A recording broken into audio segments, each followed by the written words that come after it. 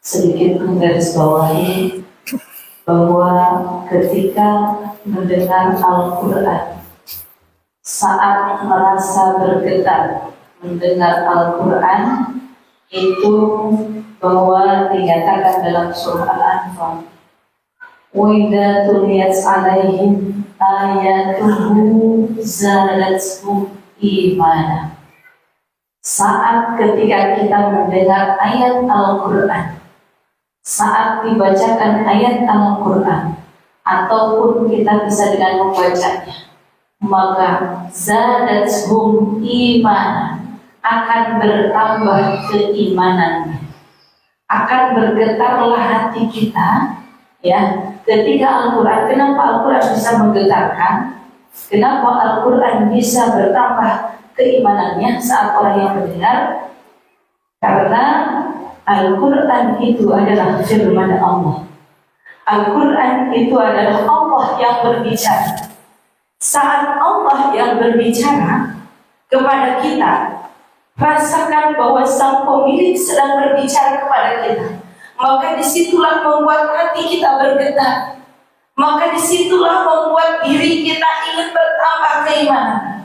Kenapa? Karena yang berbicara langsung Sang Pemiliknya, ya, Sang Pencipta kita, Sang Pemberi rezeki kita. Maka di situ pantas ketika orang yang mendengar Al-Quran ingin bertambah keimanannya, maka itulah adalah orang yang mukmin yang sejati. Bagaimana kalau ketika kita mendengar Al-Quran, masih biasa aja. Al-Quran dibacakan, masih biasa aja. Ketika kita melihat Al-Quran, biasa aja. Ketika melihat Al-Quran tidak ada tergerak ingin membaca Al-Quran, biasa aja. Hati-hati. Mungkin di situ yang harus kita pertanyakan, kenapa Allah tak mau bicara dengan kita?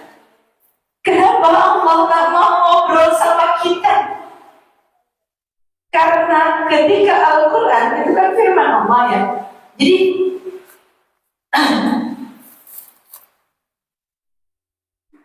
saat Al-Quran, ya, ketika Al-Quran kita ingin membaca, ingin melihat, ingin memahami, kenapa? Ada kepenasaran dalam diri kita. Ya, khawatir ketika hati yang sudah mengeras, ya, fi qulubihim maradun fi qulubihim maradun fazadahumullahu maradun. Ketika hati yang sudah mengeras, ketika hati yang sudah membatu, di situ akan terus bertambah penyakitnya. Penyakitnya apa? Tidak ada ingin berbicara dengan Allah. Dan naudzubillah, yang paling mengkhawatirkan saat diri kita, ya, melihat Al-Quran masih biasanya antar lagi aja lah baca Qurannya, antara kenapa Allah tak mau bicara dengan kita? Yang harus kita pertanyakan adalah kenapa Allah tak mau bicara dengan kita? Ada apa dengan kita? Ada apa yang salah dengan diri kita? Justru ketika kita membaca Al-Quran, biasanya, ya, kita kan awalnya baca Al-Quran, ya, saya dulu yang awal-awal itu guru saya makan, paksakan. Ternyata apa? Kalau sudah bertambah, kalau sudah baca, itu kita ingin nambah lagi, dan ingin nambah lagi. Tapi kalau kita ingin nambah lagi, berarti itu aman. Kenapa? Kita merasakan percakapan dengan Allah itu merasa indah, merasa nikmat. Bahwa ketika kita kan baca Al-Quran, kita kan berarti sedang bercakap-cakap dengan Allah. Maka di situ diri kita merasakan kenikmatan kita bercengkrama dengan Allah. Selain bercengkrama dengan Allah, selain dalam sholat, maka disitulah saat kita sedang membaca Al-Quran. Namun, kalau ketika diri kita sedang membaca Al-Quran, yang niatnya mau 1 juz menjadi setengah juz, yang niatnya setengah juz menjadi 1 lembar, hati-hati. Kenapa Allah ingin berhenti ngobrol dengan kita? Coba ini gambaran saja. Saat ketika kita bertemu dengan temannya, dengan sahabat, kita kan akan senang yang ngobrol sampai lupa. Bahkan kita telepon aja kadang kita lupa sampai berapa menit yang kita bicarakan. Ya, maka di situ kenapa? Saking asyiknya, saking senangnya, saking bahagia bahagianya. Tetapi kalau kita tadi inginnya ngobrol lama, inginnya baca Quran lama, tetapi ternyata kita bacanya malah sedikit, dan naudzubillah ya, malah udah di hadapan kita Quran, udah dilihatin doang, nggak mau dengar, nggak mau lihat, dan lain sebagainya. Kenapa? Khawatir kita ini Allah tidak mau jumpai. Bu, kalau kita lagi marah sama anak kita, kira-kira kita mau ngobrol nggak, Bu? Ditanya juga, ya kan, kalau ibu kan begitu ya. Ma, ini boleh ya? Ada ya. Ibu lagi marahan sama suami, mau ngobrol nggak, Bu? Tapi kalau lagi nggak marahan, ngobrol aja, asik aja, lupa berapa jam aja ngobrol, betul? Ya. Ketika diri kita khawatir, nah saat ketika kita tidak mau baca Quran, di sini khawatir Allah sedang marah sama kita. Maka di sini paksain. Saat ketika kita satu hari tanpa bisa membaca Al-Quran, paksain. Kenapa? Kok kita nggak mau ya ngobrol sama Allah? Kok kita nggak mau ya kita berbicara dengan Allah? Berbicara, padahal tadi kita berbicara dengan Sang Pencipta kita. Di situ ketika diri kita berbicara dengan yang paling spesial dengan kita, dengan yang paling istimewa dengan kita. Siapa? Orang yang menciptakan kita. Yang menciptakan kita. Allah adalah Sang Khaliq. Maka disitulah intibar bagi kita membelajar kita. Kalau kita sehari belum bisa baca Quran, ya minimalnya sehari sejuz, minimalnya. Belum bisa sejuz, setengah juz. Belum bisa setengah juz, siapa, Bu? Selembar. Belum bisa selembar? Baca kulhu. Jangan alasan, udah cukup baca kulhu, terlalu 3 kali, udah hafal Quran. Gak apa-apa, masih mending. Kalau nggak bisa, ibu bawa Quran yang paling gede di depan di rumah, ya, liatin, plototin aja. Kalau nggak bisa, sambil bertanya, kenapa engkau nggak mau aku baca? Di situ plototin aja Qurannya, liatin. Kenapa engkau nggak mau aku baca? Kenapa Allah marahkah diri kepada kita? Allah tidak sukakah sama kita sampai nggak mau dibaca? Ketika surat, ibu dapat surat ya, kalau zaman dulu, ya, ibu dapat surat kan, ibu zaman surat-suratan atau masih udah zaman HP, Bu? Kalau saya dulu zaman surat-suratan. Kalau suratnya romantis, saya pengen baca berkali-kali. Tapi kalau suratnya lagi marah, nggak mau baca. Rahasia. Ya, kenapa? Karena kalau senang, ya kan, kita baca terus berulang kali. Betul. Karena kita senang. Kan Al-Quran itu dari Al-Quran itu ada 114 surat. Kalau surat ibu mendapatkan 114 surat, di situ kira-kira, Bu, ini bahagia harusnya atau bahagia banget? Bahagia banget. Allah kasih surat cinta kepada kita, dan surat itu ingin memperbaiki kita. Dan surat itu ingin diri kita selamat di dunia wal akhir. Maka disitulah diri kita paksain bahwa rasakan surat itu ditujukan untuk kita. Rasain ketika Al-Quran itu menuju untuk kita. 114 surat loh, Bu, gak sedikit. Ibu dulu dapat kamu 114 surat. Lebih. Ya, dan itu gak menyelamatkan kita, benar. Ya, suratnya mungkin hanya bullshit, bullshit. Ya, mungkin itu hanya nafsu tadi, ya, mungkin hanya nafsu saja. Tetapi kalau Al-Quran, suratnya pasti, yang memberikannya pasti, dan itu pasti untuk kita membawa keselamatan untuk kita semua. Amin ya Allah ya Rabbal. Maka Bismillah, ya, kita niatkan. Kalau belum bisa baca Quran, ya kita paksain. Kadang-kadang anak-anak bersekolah gaya banget, kemana-mana bawa Quran, gak apa-apa, dia mendingan baca Quran dulu. Sampai ke kamar mandi, di depan kamar mandi, itu anak-anak ya, naruh tasnya, ayo ada Qurannya, ada pada ke kamar mandi, karena saking udah biasa. ya, bawa Quran gitu kan kemana-mana. Walaupun terkadang ya tadi disimpan dulu, ya nggak apa-apa awal-awal. Mungkin nanti ya kalau kita kan ibu sok coba bu di tas ibu bu, ibu lebih baik ketinggalan HP atau ketinggalan Quran? Ibu kalau ketinggalan HP kayaknya rasanya kayak apa bu? Dunia kayaknya hilang dari genggaman. Ya, tapi kalau ketinggalan Quran biasa aja. Oh, saya mah ada Qurannya ada di HP kayak banget. Ya, nah di situ. Jadi bedakan di sini ya, mana antara nafsu ataupun antara iman kita. Kitakah dengan memegang HP-nya karena nafsu atau karena iman? Diri kita apa yang kita lakukan ini karena imankah, karena nafsukah? Maka diri kita senantiasa terus muhasabah diri kita. Bu, sekarang lagi ramai Indonesia, lagi berkabung bu, lagi nggak baik-baik aja. Kenapa? Karena masya Allah, naudzubillahi min dzalik. Disitulah kalau hati sudah mati, hati sudah mengeras, terus ditambah lagi penyakit-penyakit yang lain, dan disitulah sudah tidak merasa ketika dia berbuat salah, sudah tidak merasa itu adalah salah. Nauzubillahi min. Ya, kebayang bu, ya ngegeleng orang udah kayak biasa aja. Nauzubillahi min. Ya, kita doakan mudah-mudahan pemerintahan kita Allah bimbing, Allah jaga. Ya. Mudah-mudahan negara kita menjadi negara yang baldatun thayyibatun wa rabbun ghafur. Pemimpinnya hati yang penuh dengan keimanan, hatinya yang penuh dengan ketakwaan, yang senantiasa dekat dengan Allah Subhanahu wa taala.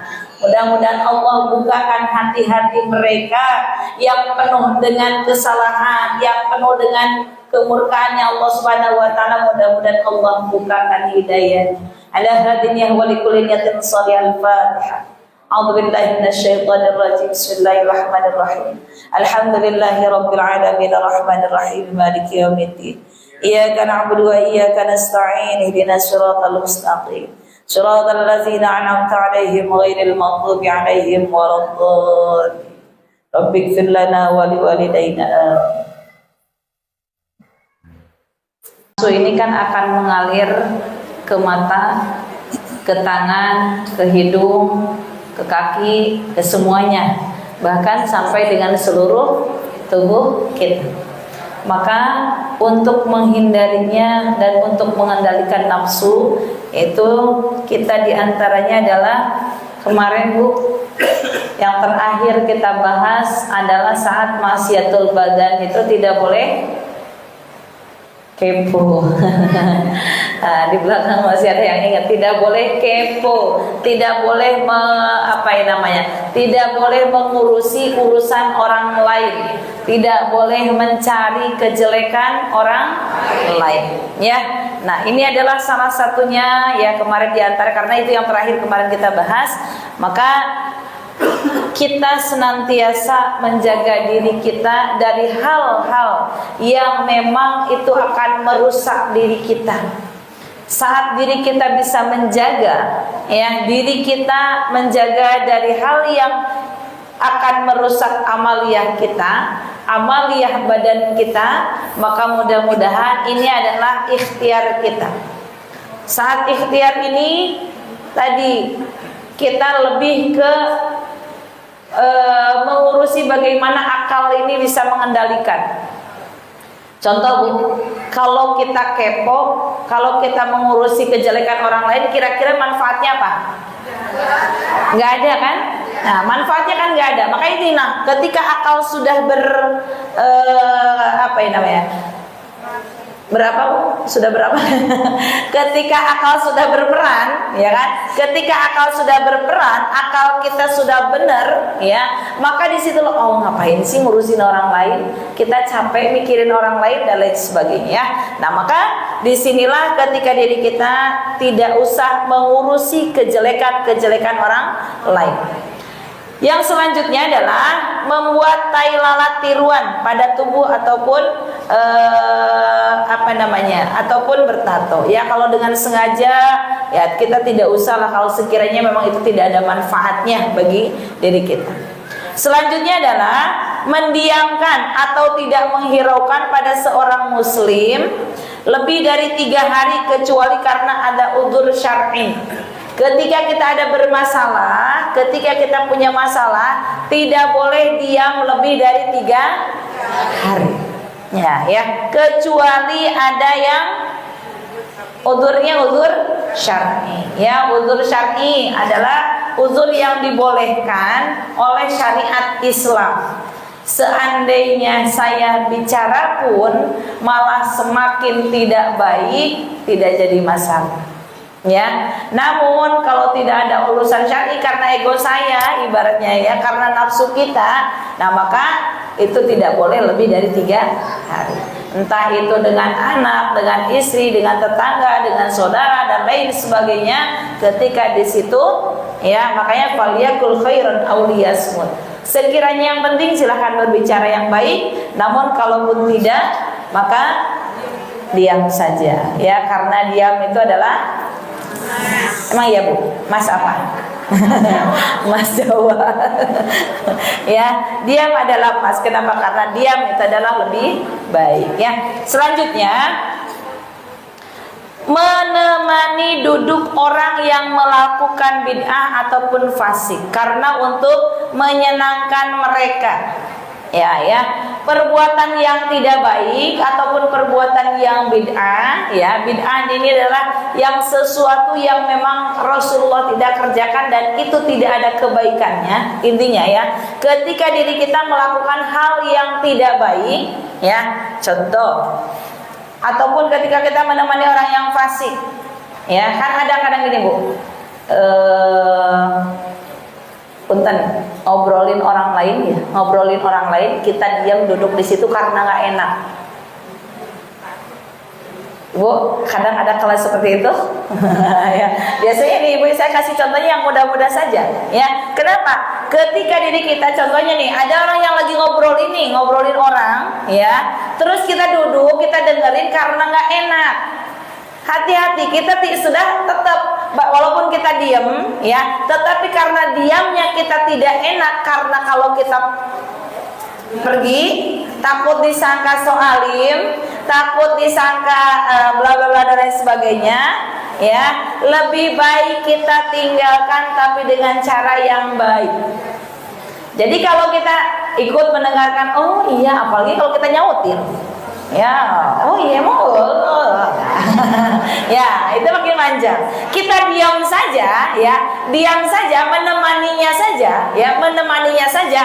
Ternyata kita termasuk maksiatul badan ya, dengan menemaninya saja. Maka lebih baik kita tinggalkan ya, dan dengan cara yang baik. Aduh mohon maaf ya, saya mules gitu dan sebagainya ya, nggak apa-apa ya, biar apa mules telinga karena nggak tenang gitu ya, dan sebagainya, silakan ya. Jadi jangan sampai kita karena nggak enak diam aja di situ ya, kan kadang ada kalanya ya seperti itu. Maka kita sebaiknya tadi jangan sampai menemani. Selanjutnya adalah memakai emas ataupun perak atau sutra atau pakaian yang bahan sutranya lebih banyak daripada bahan lainnya bagi seorang laki-laki yang sudah baligh, kecuali cincin dari perak ya. Kalau emas, perak, sutra dan lain sebagainya dan lebih dominan ya untuk sutranya ya, ataupun emasnya dan sebagainya. Kenapa dilarang untuk laki-laki?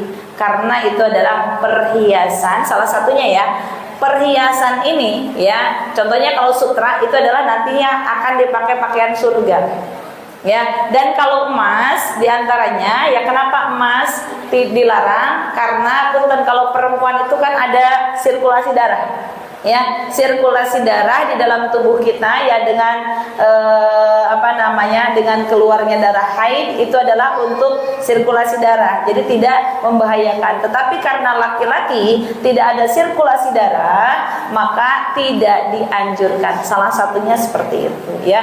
Nah, Kalau sirkulasi udara kan dengan rokok tuh kan. beda lagi. Itu mah udara, bukan darah ya. Nah, seperti itu ya. Selanjutnya lagi, berduaan dengan wanita lain bukan mahram dan bukan istrinya. Wanita yang berpergian tanpa disertai mahramnya. Nah, ini hati-hati juga ya ketika kita berbarengan dengan permasalahan emas ini boleh juga yang memakai emas tapi bukan 24 karat. Artinya setengah-setengah itu dengan istilah emas swasa. Itu boleh laki-laki menggunakan emas. Nah, ini Adapun sutra itu yang tidak boleh itu 100%. Adapun BHS segala macam itu hanya sampai 70%. Itu yang masterpiece. Yang BHS tertinggi kan merek masterpiece ya. Itu level ke-6 itu hanya 70%, tidak sampai 100%. Jadi boleh untuk laki-laki. ini makanya tadi tidak boleh yang lebih banyak ya. Tadi kan sudah dijelaskan. Berarti nggak nyimak ya Bapak ya. Seperti itu ya. Terkadang ini Bu, telinga yang di samping saja kadang kita belum bisa mendengar. Selanjutnya tadi apa? Ya, ketika kita berjalan dengan bukan mahram, ya hati-hati. Kenapa? Karena setan akan membisikkan kita. Ya, tadi nafsu itu ya akan terus menggoda, dibantu dengan setan. Ya, ketika kita makanya bukan mahram dan lain sebagainya, sebaiknya tidak diperkenankan untuk ini mah saudara, tapi saudaranya saudara jauh. Tidak sedikit orang yang tergoda ya. Oh, ini mah ini. Kalau memang dilanjutkan memang kita tidak diperkenankan untuk berbarengan lah ya, berjalan dan lain sebagainya. Kenapa? Di situ adalah salah satu peluang untuk setan senang menggoda kita. Ya. Selanjutnya, mempekerjakan seorang yang merdeka dengan paksa. Ya, ketika kita mengerjakan merintah orang lain dan lain sebagainya, nah itu mah bisa dilewat.